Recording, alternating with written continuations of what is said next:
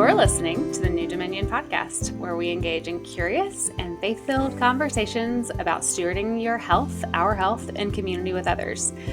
We're so glad you're here.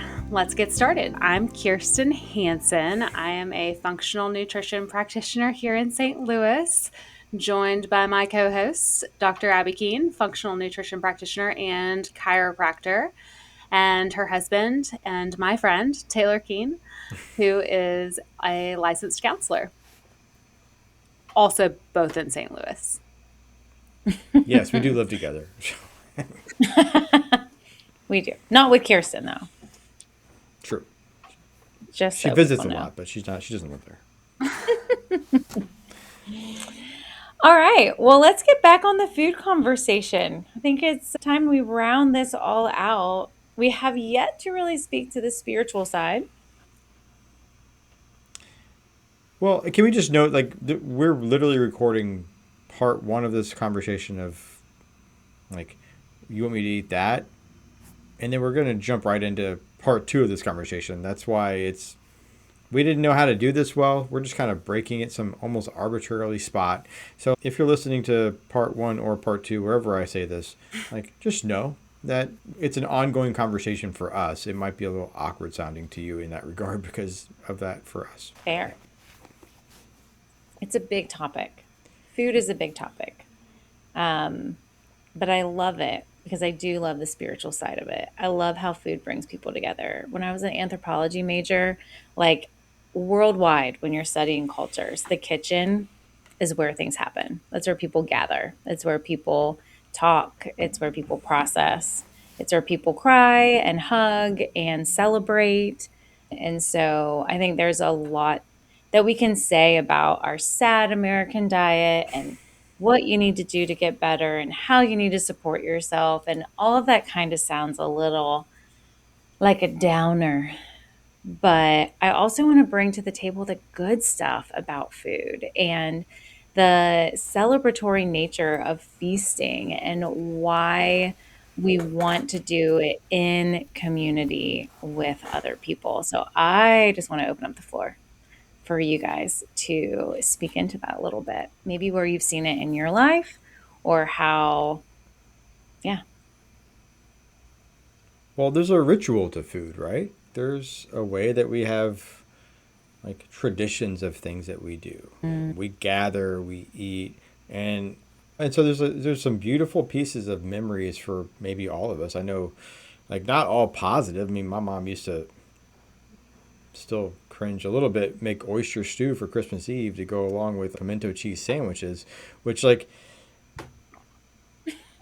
is an indelible mark in my childhood because why? It's an English or a UK thing or something. I don't know where we got that, but I still love pimento cheese. Oyster stew, not so much. So there's just a space of what, Kirsten? What do you got? I'm just thinking about, there's a restaurant here in St. Louis called Cleaver and Cocktail where we had some great oysters recently. I'm thinking those were Those mussels. are mussels? No, they were not. They were oysters. Y'all, I gotta look up this menu. It was a mussel pot. It wasn't oysters. Oysters are not You're black. right. I think you're right. Well, never mind. Well, That's what I was thinking about. Anyway, keep going as you were. Mussels are amazing. Oysters themselves are amazing. Relief. Yeah. Oysters, my mom was literally milk, butter, and oysters. And so that's what you ate. But I think in that, but the tradition's great. The tradition's great. The tradition is great. Yeah. And I think there's a lot of things that we have as traditions that we can improve. You don't have to change. My tradition's puppy chow over Christmas. Puppy chow is powdered sugar, Czech cereal, peanut butter, chocolate, butter, and chocolate chips. That's it. It's 5 ingredients. And I love it.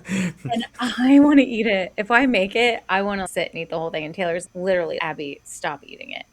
And I just love it. But a few years ago, I realized I'm okay, grass-fed butter, the Enjoy Life chocolate chips have nothing bad in them. Or you could get the Hue chocolate, whatever it is. We had organic, good, just peanut butter, no palm oils or anything added. and organic Chex and organic powdered sugar. And I was like, this is legit. Like, I just took what could just be a little toxic soup of processed sugar, seed oils, and, whatever other additives, glyphosate and the Chex, and just turned it into this incredible, Spiritual I mean, experience. spiritual experience I could still share with my family and pass down the tradition with the Mm-hmm. kids and not to have any guilt or shame or, Yeah. Well, there's still space where I had to stop and not be a glutton. I get that. Yeah. Yeah.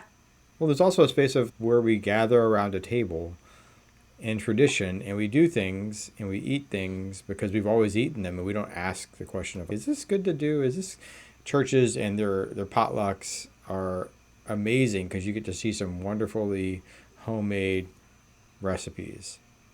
Mm-hmm. And Lord knows what you're eating.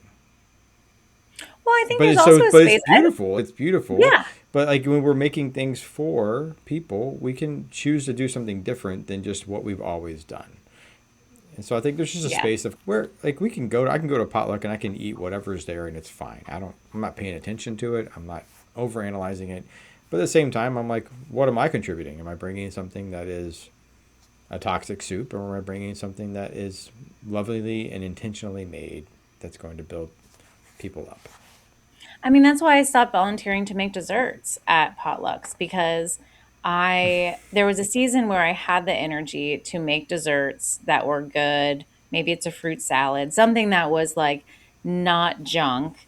And I didn't have the capacity to do it, but I could make a big pot of soup to share and I could freeze some from my house and have it at the church that was going to be much more whole food based. And so sometimes it's just thinking through what do I have capacity for to bring? Mm. And there's a lot of stuff where people are like, I don't have capacity, but I can stop by the store and grab those cookies that are already pre made. It might not actually be a good source of nutrition for anybody, but it's easy, Mhm. right? And so I would just encourage, try to just take a big picture look. Okay, what can I actually do? And sometimes it's not signing up. It's like other people can show up and fill in. I've done that in seasons where I've waited a couple weeks. And if the sign up still had sign up needs a week before, then it's okay, what's needed? I can add this to my schedule. I can do that. But also being okay with not participating and bringing something if I really don't have the time on my schedule. Yeah. Okay. So food, still lacking minerals, nutrition, adequate ways to do this. So what do we do about it? We I supplement. take a lot of Softball. supplements. Are you telling me that Supplementation. my men's one a day is not a good representation? You just brought that to the table, just dropping the bomb. You want me to get on a soapbox, don't you? Not That's As what you really. as just your do. practitioner, I'm just instigating. I'm just instigating. as your practitioner, I just want to go, you're taking a men's one a day. You didn't tell me that. I'm not. I'm just. Praise the Lord. Well, let's revisit. If you listen to part one of this, we talked about food, we talked about the lack of nutrition in food, and then we talked about enriched foods and how, because of the industrialization of food, it became very easy to make nutrients in laboratories and to make molecules that look the same as the real molecule in nature, but they're slightly different. And so when you look at a supplement ingredient list and you look at the nutritional label, you are going to see like B12, and then you're going to see next to it parentheses, and it might say cyanocobalamin, methylcobalamin. The average Joe doesn't know what that is, I don't right? know what And that so, is. right, that's the molecular form of B12. That's like what we call it. Okay. And so because of chronic inflammation and the chronic illnesses and the way our genetics are changing because of toxicity and all the things, A lot of people cannot process different types of vitamins. They need a very easy bioavailable form. And so something like a men's or women's one a day, that's not the most bioavailable form. That's why they're cheaper. It's cheaper to go to Walgreens and buy whatever one a day for $15 than to come to our office and buy something similar. It might be 30. The difference is the bioavailable form is usually like a whole food. So most of the supplements we use are a whole food supplement. Go back to the last episode and listen about the difference. But whole food supplement's going to have the micronutrients involved. It's going to have a bioavailable form. And so it's going to cost a little more because it wasn't cheaply made in a lab to just mimic. And the important reason why we supplement with supplements that are whole food based is because if you're just doing the isolated form of a nutrient, you're putting your body at risk of diminishing kind of your bucket per se of the micronutrients to help absorb that. So we talked about vitamin C last time and ascorbic acid. And ascorbic acid has all the micronutrients in a molecule of vitamin C to help absorb the ascorbic acid. But if you are just taking, say, the product Emergency, which I feel like they've shifted it in the last few years, but 5 years ago, if you had Emergency, it was just ascorbic acid. It wasn't from cherry sources, it was just ascorbic acid. And if you only take that for a long enough amount of time, what you've done is consistently overloaded your body with a lot of this one thing and caused your reserves of the micronutrients needed to absorb that. You've used a lot of those, right? So now this micronutrient reserve that you had is depleted. And it might micronutrients do a lot of things. So it now might not have what it needs for this other physiological process to happen. And so we just are cautious about supplements because they can do damage because of that in the long run. And so that's where it gets confusing because you'll see some new study says vitamin D is dangerous and some new study says too much of this, and it's like, okay, well, what did they use in the study? What was the form that they were using? Were they providing micronutrients to absorb it? There's a lot of components. But at the end of the day, what we really have encouraged this whole time, especially in season 1, is find yourself a practitioner. Find someone who is trained in nutrition, who understands what symptoms look like based on different malnutrition patterns to figure out where you need to supplement to start with, because there's everybody's different. We don't put everybody on the same protocol here for a reason. Why would someone need to supplement if they are eating great quality food?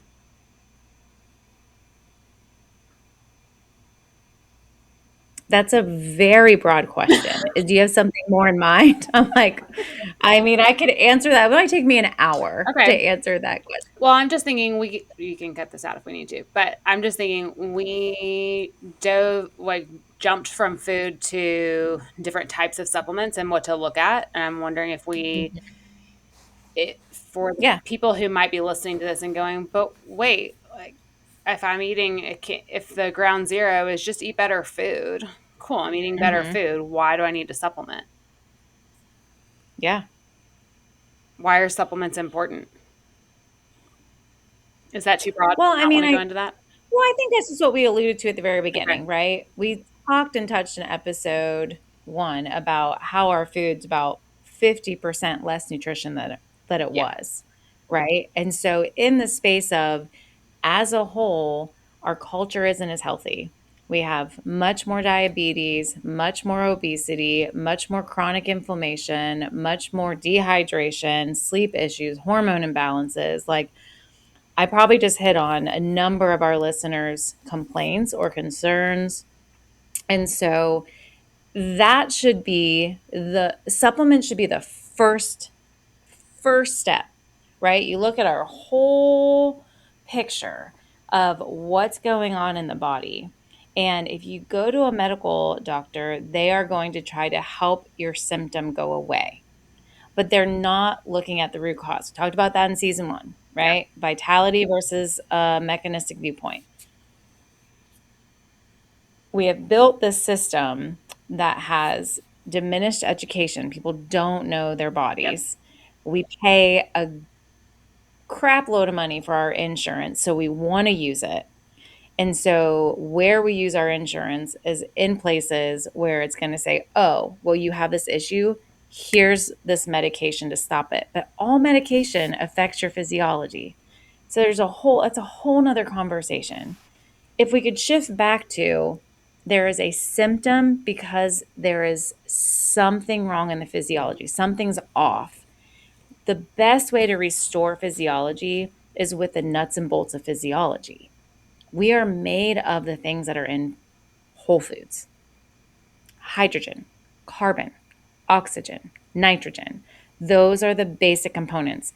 Amino acids, those are the basic components of protein. So when you eat a piece of chicken, you're getting all these amino acids so that your body can rebuild when you cut your skin and you have to rebuild the skin. You have these components available. So it's how do we shift to it's not that you're deficient in Tylenol. It's not that you're deficient in Skyrizi. You're not deficient in an Mm-hmm. SSRI. That's not what you're deficient in. They might be helpful in emergency situations to get you through the extreme discomfort, debilitating depression, whatever it might be. But at the core, that issue is still underfed. And so that's why we supplement, you know. Our kids are Yeah. young. We've supplemented with them from the beginning just because our food source is Yeah. lacking. You mentioned the SSRI, but let's name like that. The mental piece of this is, as we talked about in episode one, is there, but we're not anti using medication. We're just anti using medication as the only answer for a long term solution. Like Yeah. in a short term measure, an SSRI is maybe the helpful thing to help you find the light to climb out of a hole of a depressive season for you.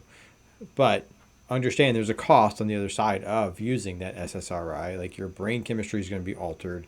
There are side effects that sometimes Mm-hmm. people are going to have to take medications to take care of the side effects, which we just create dominoes that go on down the line after that. And so it's like talk to my clients. I'm like, I'm all for you using something, but what's the plan? What are we going to do in our office together to help you get to the underlying cause of the depressive state, the anxious state, the trauma from the history, or the relational issues, whatever is causing your stuff, so that you don't have to stay there. Like, Lord Hmm. knows your liver is already having a tough enough time with the toxic load of our just environment around us all the time. We don't need to add to by medication on top of it. So just want to push that in there a little bit with because whole food supplements do help with mental health conditions, with anxiety specifically. I think probably depression it probably make you feel more energetic. I think in a lot of ways, but anxiety it actually like your brain is not frazzled and kind of scrambling all the time because it's now can find rest. It can Mm-hmm. find a place your neurology can actually just calm and your Hmm. body feels calmer. And so I think like it's again approaching our system as a whole system and not just I feel anxious here or I feel anxious here, but no, it's like all of it's connected. And when and we're not paying attention, we're not naming where we're actually feeling the anxiety. We're just kind of like I just feel anxious. Well, why? Where? What's happening? If we're not slowing down to pay attention, then we're just going to be like, well, just give me the thing to make it go away, or eat better, exercise, sleep, maybe supplement. So Yeah. Yeah. And I think, again, I love educating kids. I think empowering people to understand how their body works is a beautiful thing. And so, like in our oldest daughter's case, she was in seventh, eighth, maybe it was ninth grade, and her acne was really, really bad. And my family side, my father's side, bad acne. I had bad acne. And so I was on tetracycline, which I didn't realize was an antibiotic until I was in chiropractic school for years, and my mom took me to a great dermatologist. He was a wonderful man. He was doing his best to help me. I hated going outside. My acne was so bad. I would beg, please don't make me go to school. And the tetracycline would work for a little bit. And then I ended up taking Accutane, which that's a whole nother story in and of itself and what it did to my joints and my hair. But man, I didn't have acne after that, right? But I have a lot of GI issues now. And looking back, I'm like, man, I was on an antibiotic for years and had no idea what it was doing to my microbiome. And so when my daughter came to me crying, wanting to go to her friend's dermatologist, I was like, I feel you, but I know that you're not deficient in an antibiotic right now. Like, why don't you commit to 1 month of eating real food? We're going to cut out the junk. We're going to cut out the fast food. We're going to cut out just the snacky stuff that you're buying at school. Don't eat the candy your friends bring to school. And we're just going to eat real food. And if your face hasn't cleared up in a month, I will take you to the dermatologist and we'll step down that path together. Month comes along, her face looks good. It wasn't perfect, but it had improved significantly enough that even as her 14, 15-year old self, she could Yeah. recognize like, oh, there is a correlation between what my skin is doing and what I just ate. Which is why she, just gave up she just gave up fast food and processed sugar for Lent.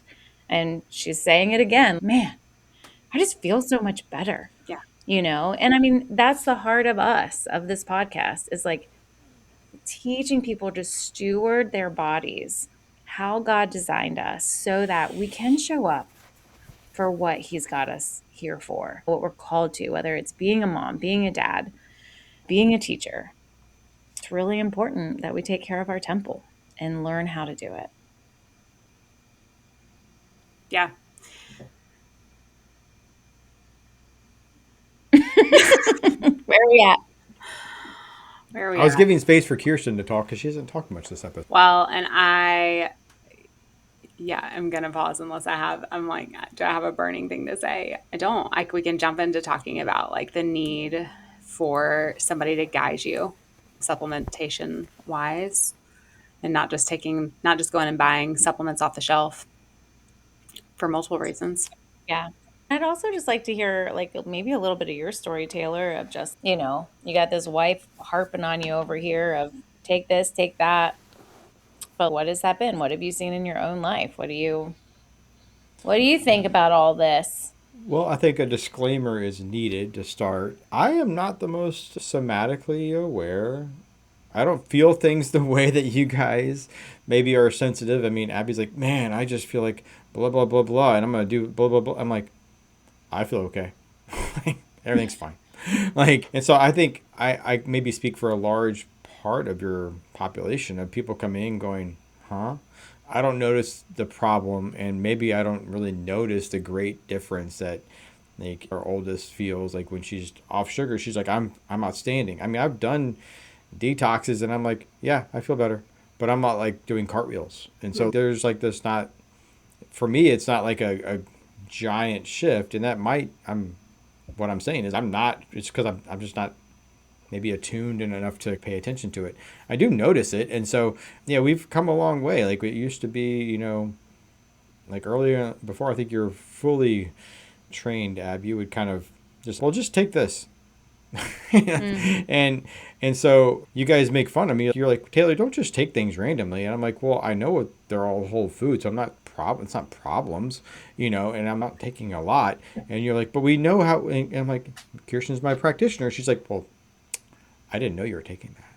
And I'm like, Let's tell. Well, how's it worked out? If you haven't been super connected or maybe feel it, I mean, I know you've worked on blood work the last couple years. Like, I think your story is similar to a lot of people's, like you said, of I don't necessarily feel any different, but what have you seen like in blood work that's changed or, just by changing lifestyle or changing your supplements? yeah, I mean, my my childhood diet was sugar in various forms. I grew up in the South.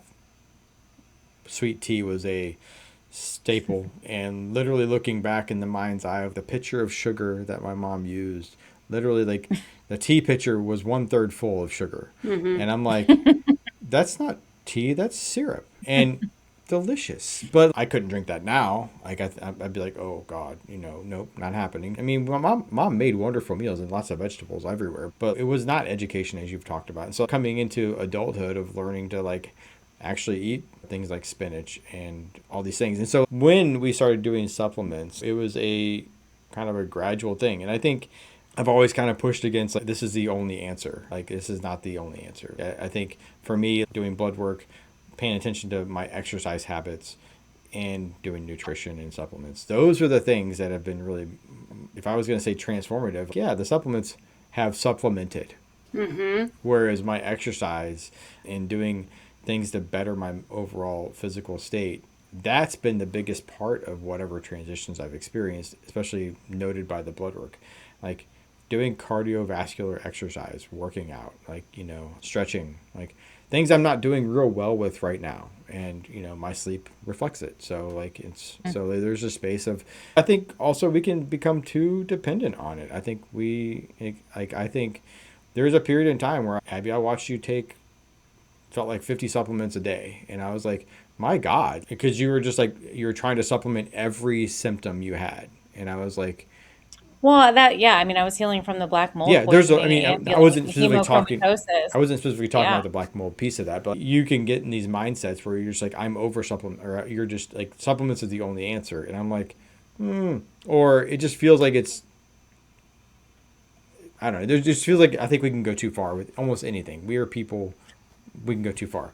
I don't know where too far is. I don't know what the line is. Well, I think when like you said, your movement, like I think I just seen you come into an ownership of your health and Are you saying I'm actively not passive anymore? with your health, Oh God. you've come a Oh long God. way Okay. Sorry. in a lot of areas. But the space of, like you said, the movement, the stretching, the like carving out time to put your phone down and steward your body, like that's been huge. And yeah, there was a time where like I was taking so many supplements. I was so Yeah. deficient. I was so deficient. And I'm not there right now. I think You take less I than me hardly for take sure. You anything. take less than me for sure. Yeah, your list looks longer than Yeah. mine right Talk to my now. practitioner. Let's see what she says. But She's doing a great job. yeah, I don't know what else I was gonna say. But I will say I appreciate, Taylor, that you commented on your supplements have been a supplement to lifestyle and dietary things. The supplements are not meant to be like you cannot sustain yourself off of supplements. That is, they are filling in the gaps and building up your body as they build. Like those gaps are important and need to be filled, and they do build up your body. And I'm thinking about how like people can go back and listen to more of the big kind of some of my story on episode 5 in season 1. I talk a lot about how I did like the symptoms that I was experiencing and my history as a teenager and in my 20s. I took multiple rounds of antibiotics each year. And at this point, praise God, like by God's grace, and truly, I have not taken an antibiotic in like 10 years. And I'm so thankful and can definitely see how there are symptoms that I was experiencing in high school and in my 20s that were treated with antibiotics and medical interventions that I have been able to address through supplementation. And times where in the last 10 years I could have gone and gotten an antibiotic. I'm sure that would have readily been available to me, but I chose to see if I could build my body up through supplementation instead. And I can think of this past winter, I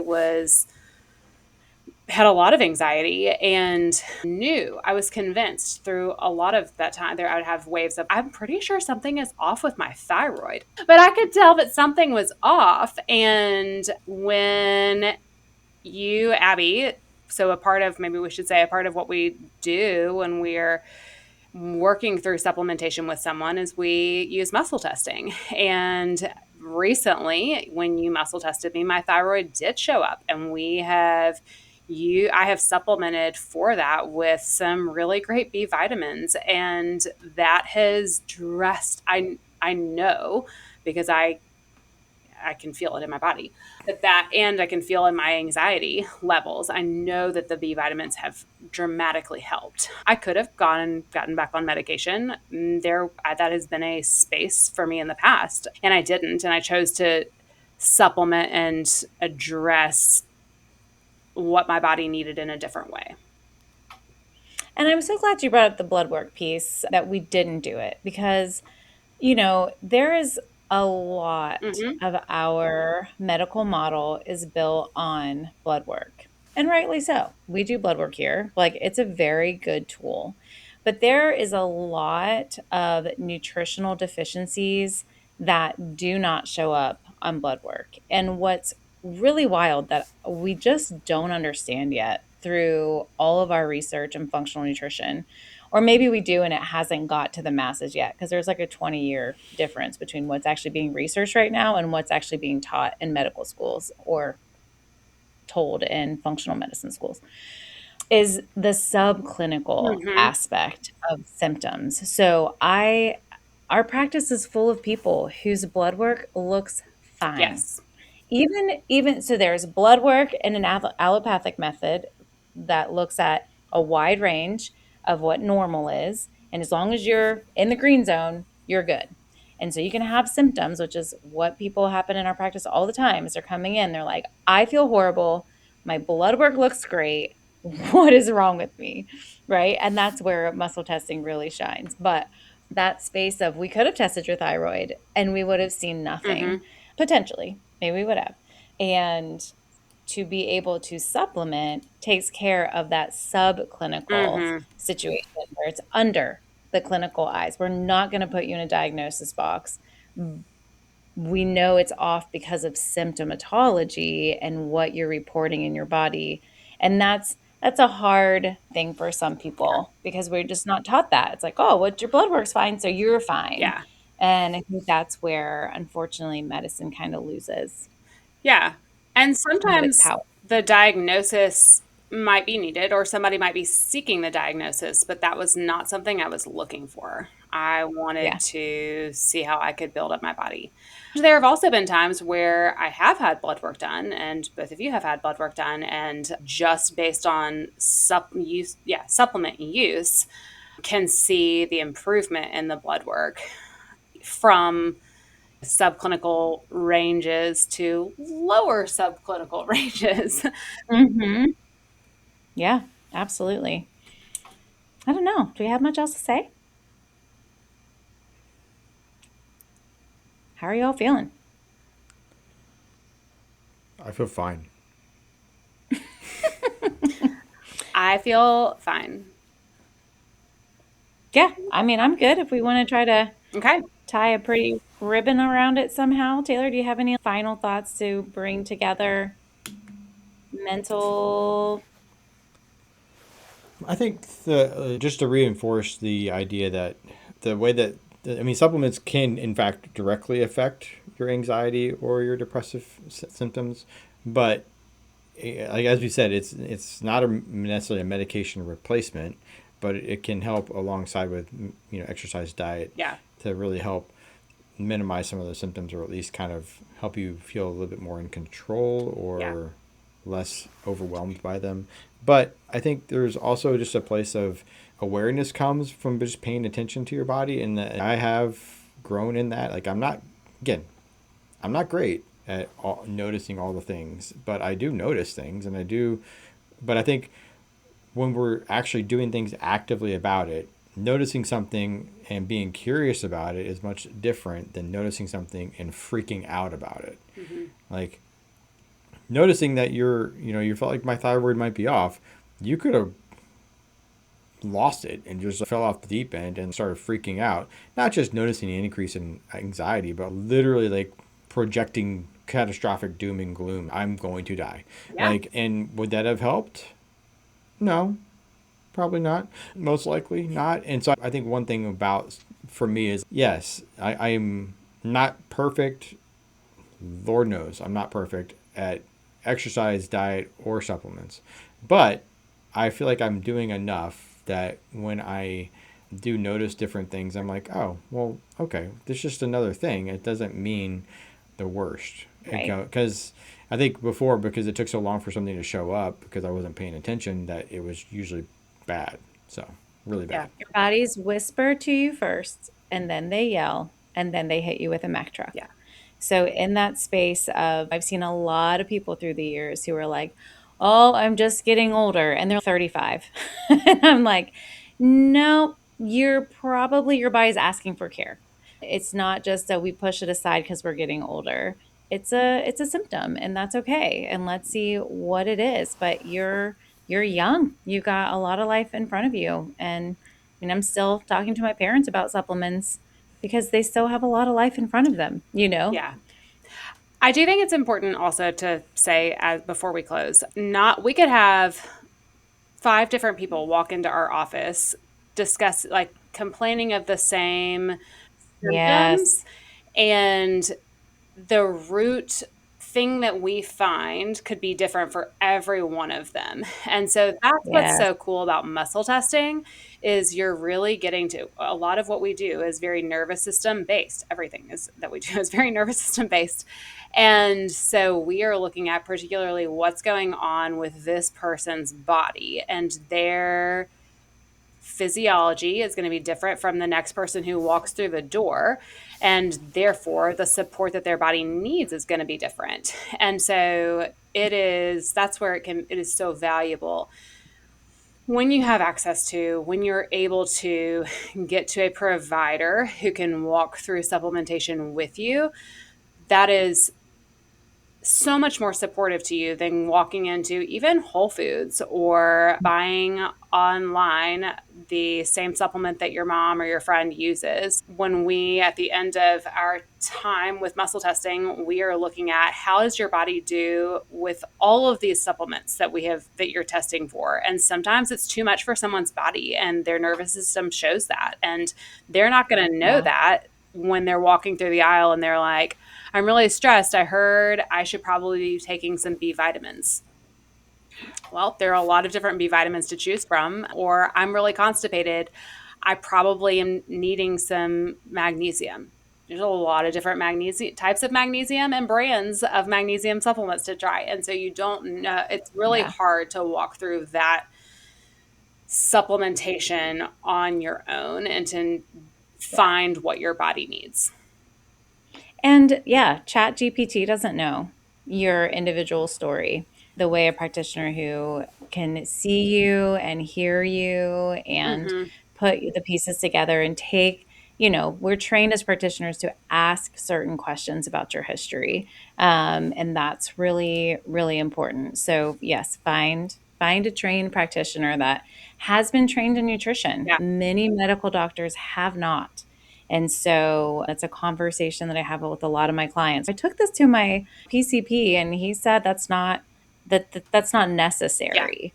And it's like, well, he doesn't have the same training. She doesn't have the same training. It's Yeah. changing. They're adding nutrition to medical schools, but the fact that they had to announce that they were adding nutrition to medical schools just tells us that they haven't had it yet. And so it's awesome that we're changing things. It's really, really cool. Yeah. But in the meantime, find someone who has the training to help you navigate that. And can listen to you when you say, I'm experiencing a lot of supplement fatigue. I feel like I'm taking a lot of Yeah. supplements and I'm really overwhelmed by this and can dial it And back. if you're someone And if you're someone who keeps adding supplements, I've had to do that with people too, and saying, I need you to go on a supplement break. And we're going to take all the supplements off. And that caused talk about causing Yeah. anxiety. When people who've had chronic health issues and have had to fight to get better on their own because they didn't find that practitioner, there are so many people who have done such a good job researching and getting their body to function. And they are dependent on all these supplements that to take them away can be very fearful. But the goal of a supplement should be to get you to a place. And it's going to shift because as you supply and build up one area of your body, another area is then going to say, "Hey, now I need this." And so You can't just take one probiotic for the rest of your life and think you've got good gut health. Things are going to shift and Yeah. change. And that's where having a team of people that care for you and look out for you is important. Yeah. Well, great. I think we did it. All right.